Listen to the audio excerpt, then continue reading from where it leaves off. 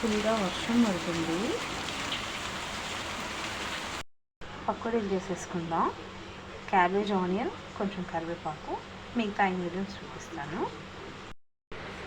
పసుపు, కారం, కొంచెం సాల్ట్ టేస్ట్ పరంగా, ధనియా జీరా పౌడర్, కొంచెం చికెన్ మసాలా, 1 స్పూన్ అల్లం వెల్లుల్లి పేస్ట్, కార్న్ఫ్లోర్ ఒక 4 to 5 స్పూన్స్,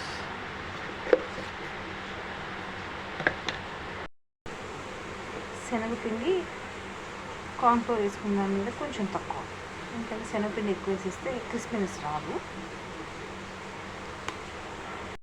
ఇవన్నీ బాగా మిక్స్ చేసేసుకున్నాం. అవసరం పడితే కొంచెం లైట్గా వాటర్ యాడ్ చేసుకోవాలి, ఎందుకంటే ఆనియన్స్లో, క్యాబేజ్లో కొంచెం వాటర్ ఉంటుంది ఆల్రెడీ. ఆయిల్ హీట్కి పెట్టేసుకున్నాను.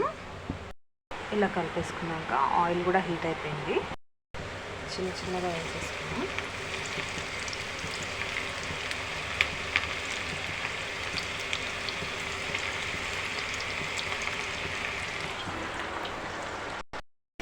పకోడీ రెడీ అయిపోయింది.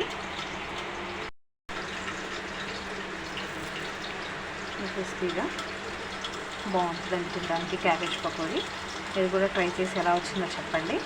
Thank you. బాయ్.